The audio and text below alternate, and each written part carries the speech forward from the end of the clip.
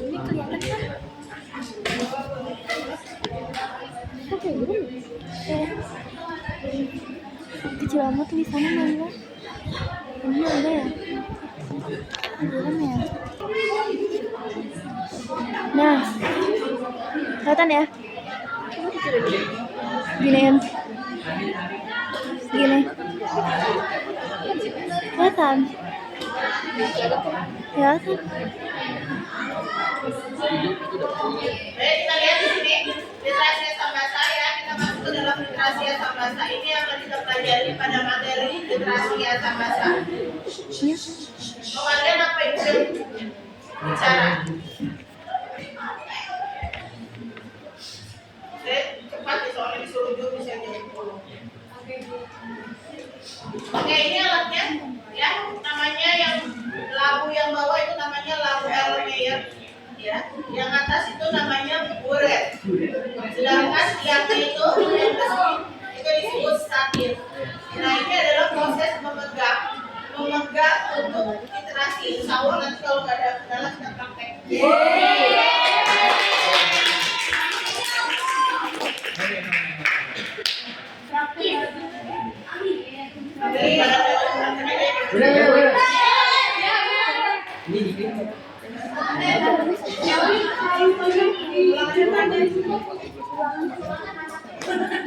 Oke, menyiapkan larutannya, kemudian larutannya diencerkan, kemudian dicampur ya. Ini adalah proses penyiapan larutan. Stoichiometri kita sebut juga reaksi netralisasi. Ya, kenapa? Karena asam kita tambahkan basa itu biasanya netral. Ya, maka disebut reaksi netralisasi. Jadi reaksi antara ion H+ ketemu dengan ion OH-. Kita lihat reaksinya H+ ditambah OH- dia menjadi H2O. Dalam reaksi netralisasi jumlah mol H+ sama dengan jumlah mol OH-. Ya. Kita lihat prosesnya disebut titimetri. Jadi titrasi adalah prosedur analisis yang dilakukan melalui penambahan reaksi standar pada larutan bereaksi lain sampai reaksi berlangsung sempurna, dan bereaksi standar yang ditambahkan dia berlebih. Ini analisis ini disebut analisis kuantitatif. Nah, apa prosesnya kita sebut titrimetri.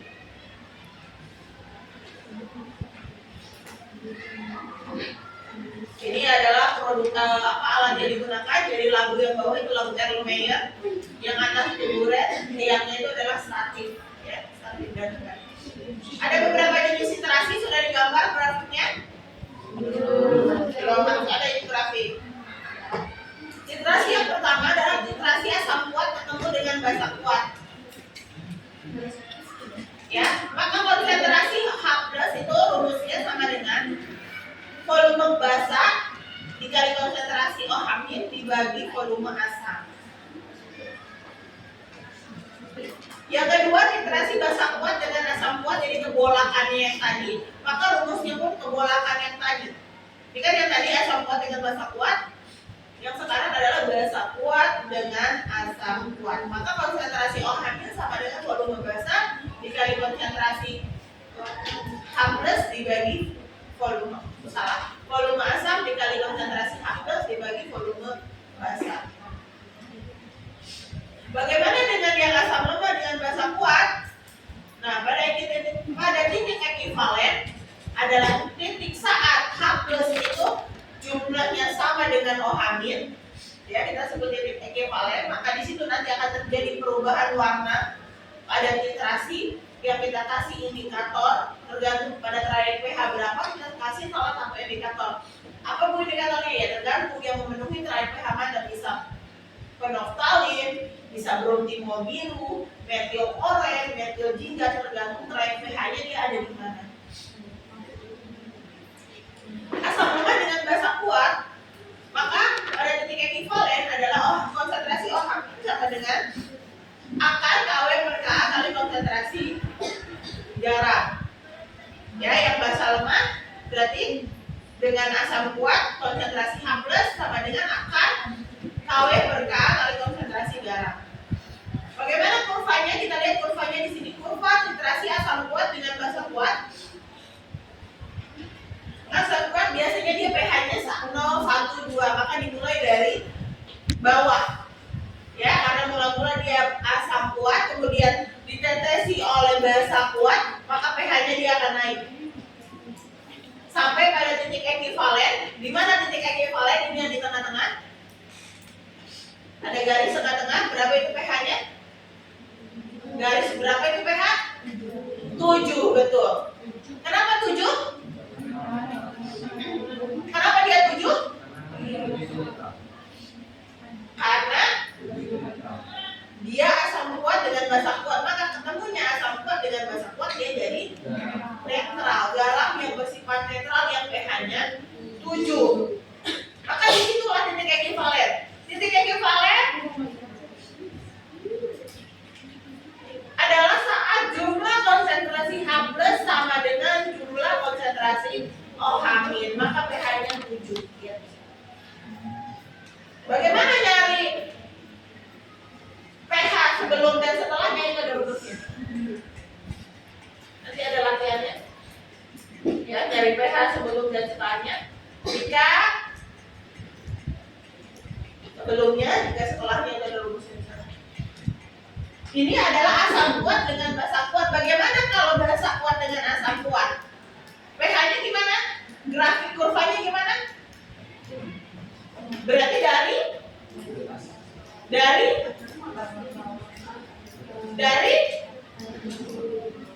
atas. Karena dia dari basa kuat. Dari basa kuat dari otomatis dari atas karena pH-nya tinggi. Ditetesi asam kuat sehingga dia lama-lama turun. Titik ekivalennya berapa? Titik ekivalennya berapa kalau dia titrasi basa kuat dengan asam kuat? Sama 7. Hanya pembolakannya saja. Oke, sudah ya. Ini harus ada nih grafik ini. Kemudian yang selanjutnya adalah asam lemah dengan basa kuat. Apa bedanya tadi? Apa bedanya yang dengan yang tadi? Dengan asam kuat dan basa kuat.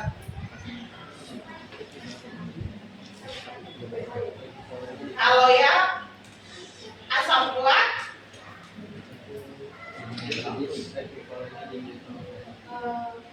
yang pertama apa?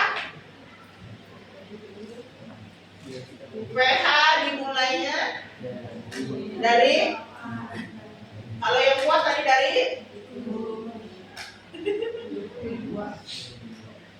ini dari 4 ya, kurang sedikit. Berarti dia asam lemah. Kemudian apa lagi perbedaannya? Bentuk kurvanya beda nggak? Beda. Terus apa lagi yang beda? Titik ekivalen. Di mana dia? Di 8, bukan 7. Kenapa? Karena dia garam yang berasal dari asam lemah dan basa kuat. Maka sifat garamnya adalah basa. Oke, jadi pH-nya pasti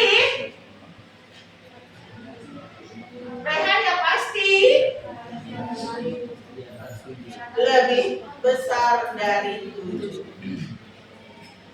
Rumusnya udah ada ya. Sekarang kita balik. Sekarang kalau yang kuatnya adalah si asam, berarti kurva titrasi basa lemah dengan asam kuat. Apa yang terjadi? Kurvanya dari mana? Dari atas.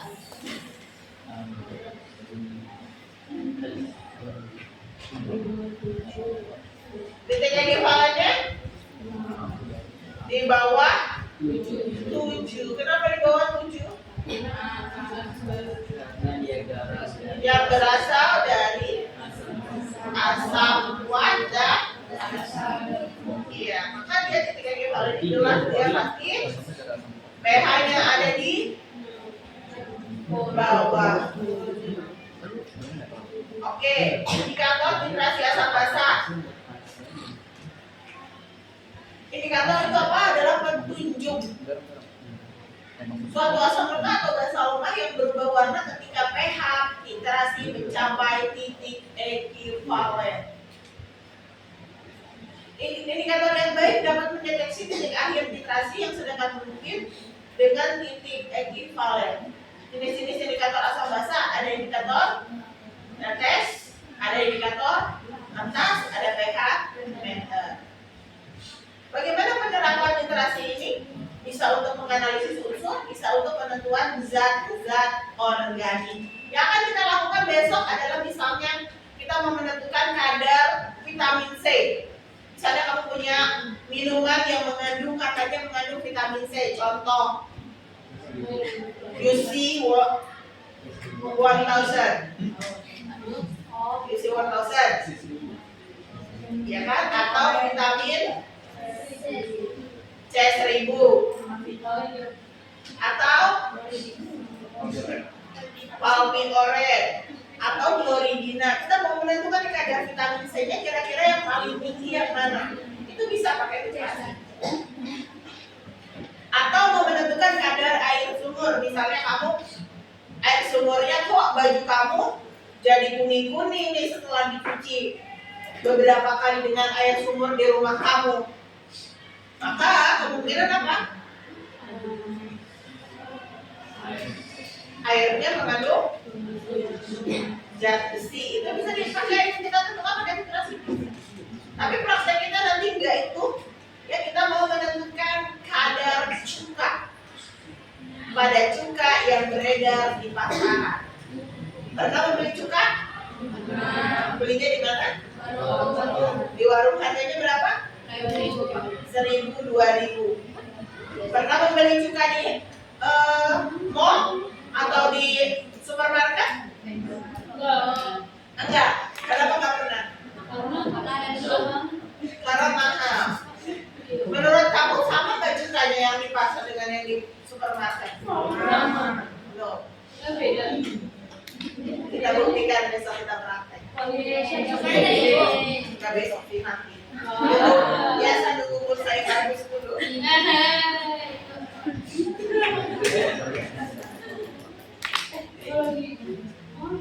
Coba kalian bikin asinan dengan cuka itu. Bandingkan dengan cuka asok atau makan bakso lah. Bandingkan cuka yang di pasar dengan cuka yang beli di supermarket. Harganya beda kan di supermarket? 7.000 ya? Apa 10.000? Ya sekitar itulah.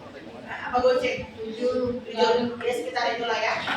Bandingkan sampai harga di pasar 1.000, 2.000.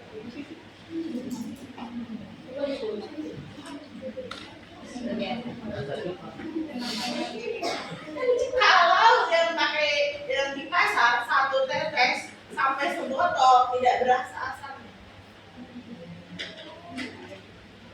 Tapi di supermarket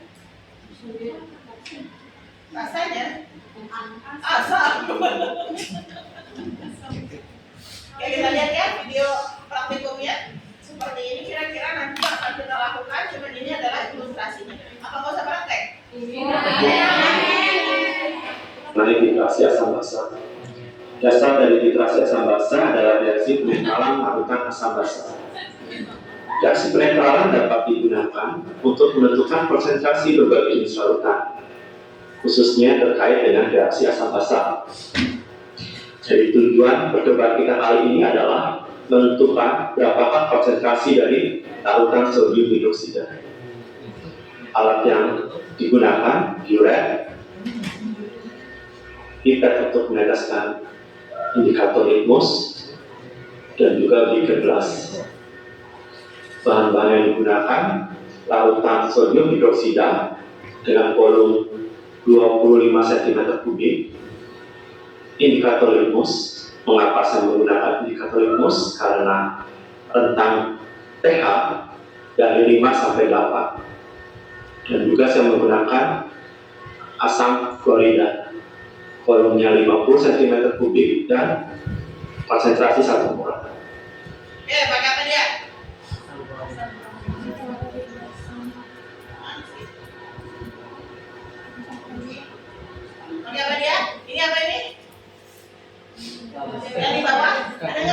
Ada. Ini apa tadi? Larutannya, kaitannya. Yang ini apa ini?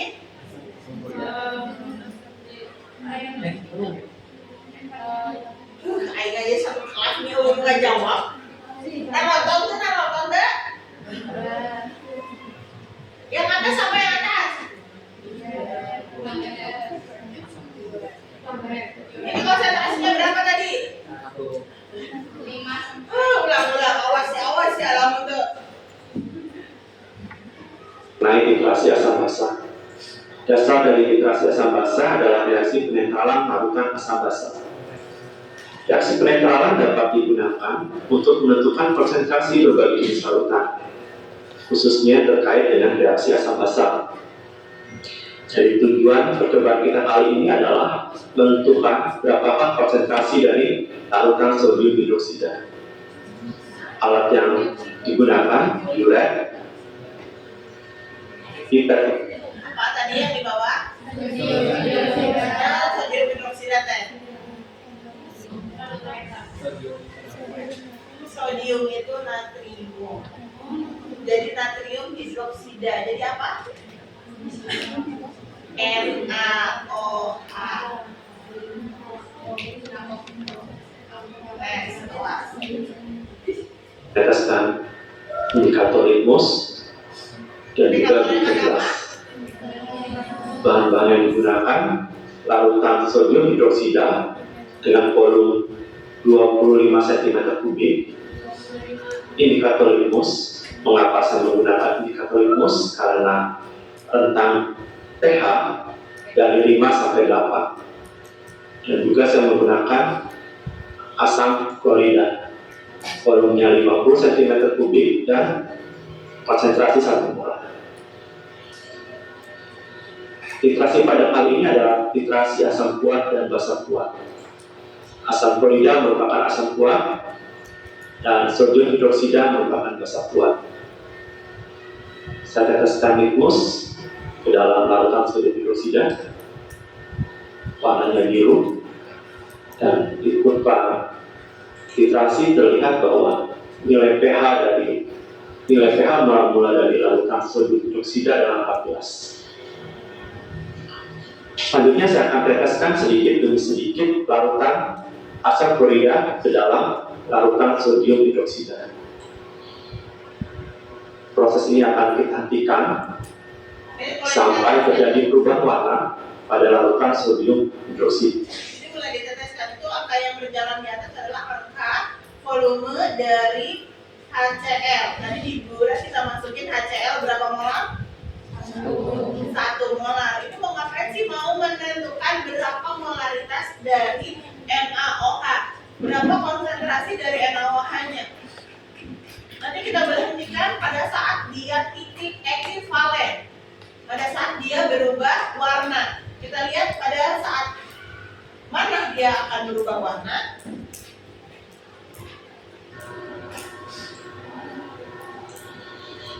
Tapi saya bilang sebelumnya bahwa percobaan kali ini kita akan menentukan berapakah konsentrasi dari Yang sana volume larutan yang sodium terpakai ya. hidroksida. Dan volume yang terpakai itu baru 3 mili.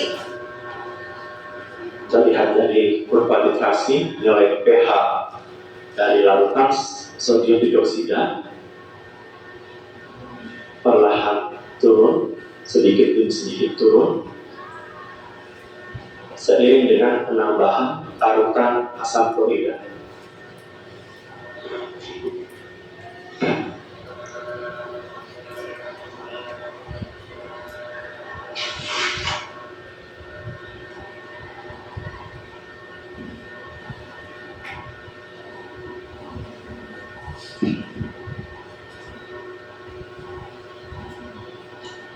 Karena ini merupakan reaksi antara asam kuat dan basa kuat, menurut teori, asam dan basa akan tepat habis bereaksi ketika nilai pH adalah 7. Belum teori ya, maksudnya belum. Lihat kurvanya sudah mulai turun. Berarti pH-nya mulai Terlihat bahwa perubahan nilai pH turun secara perlahan.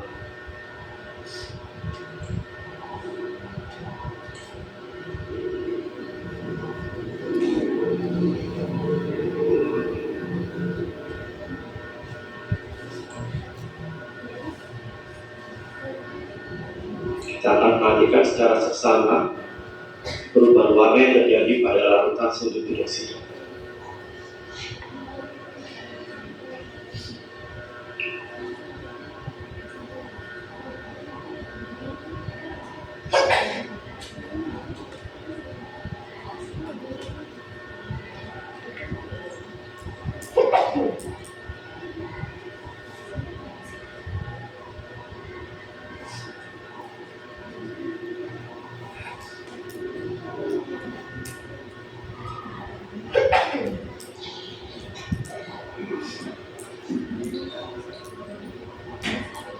pH turun secara perlahan.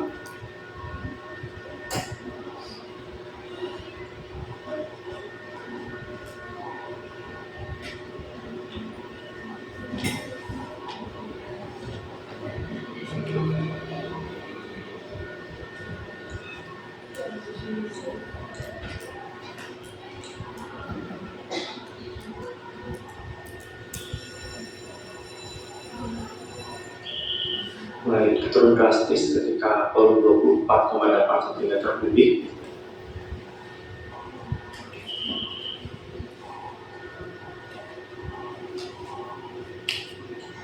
Ya, sudah mulai curang ya, berarti Nah, terjadi perubahan warna. ya, sudah. Terlihat di sini bahwa terjadi Sudah. Berarti ini sudah berubah warnanya, lihat. Tadinya warnanya apa? Biru, biru yang salah. Terus ternyata sekarang sudah berubah menjadi warna merah. Saat terjadi perubahan warna itu adalah saat titik ekivalen. Artinya di jumlah konsentrasi H plusnya itu sama dengan konsentrasi OH itu kita sebut titik ekivalen. Berapa tadi volumenya? 25 mili. Oke. Berarti kita bisa menentukan konsentrasi dari NaOH. Caranya adalah V1 kali M1 dikali valensi sama dengan V2 kali M2 dikali valensi. Kalau ini punya NaOH, berarti sebelah sini punya HCl. Tadi berapa volume HCl yang terpakai? Yang terpakai hanya 25 mili. Saat titik ekivalen, molaritas HCl berapa tadi? 1 molar. Valensi HCl 1. Dari mana Bu jumlah H plus?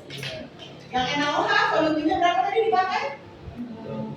25. Molaritasnya kita tidak tahu, valensinya 1. Berarti molaritas NaOH bisa kita dapat berapa? Bagi 25 1. Sampai sini oke? Kalau dilanjutkan Bu oke ya. Setelah sampai sini berarti kan jumlah H plus sama dengan jumlah OH nih. Kalau dilanjutkan diteteskan H plus terus apa yang terjadi? Jadi asam. Maka pH-nya akan terus turun. perubahan warna. Kita lihat ya, kita lanjutkan.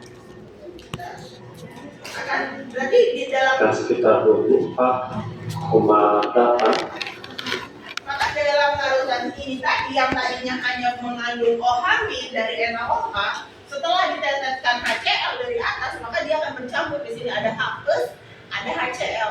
Saat jumlah H plus sama dengan jumlah OH, maka kita sebut sebagai titik ekivalen. Terus kalau terus dilanjutkan diteteskan terus apa yang terjadi? Iya, akan jadi asam otomatis, maka pH-nya akan turun. Sampai sini dulu ada pertanyaan? Karena saya harus zoom ini. Kalau pas nuangin nggak ditetesin dulu bisa nggak? Pas nuangin nggak ditetesin? Iya. Nggak bisa. Ada nanti bisa sih, bisa tetap akan berubah warna, cuma kita tidak tahu di mana dia titik ekivalennya, titik persis ekivalen. Maka literasi itu yang baik adalah dia pertetes. Makanya kita selalu aduk, tes, aduk. Makanya tangannya harus begini. Nanti belajar tangannya di rumah begini ya, karena aduk.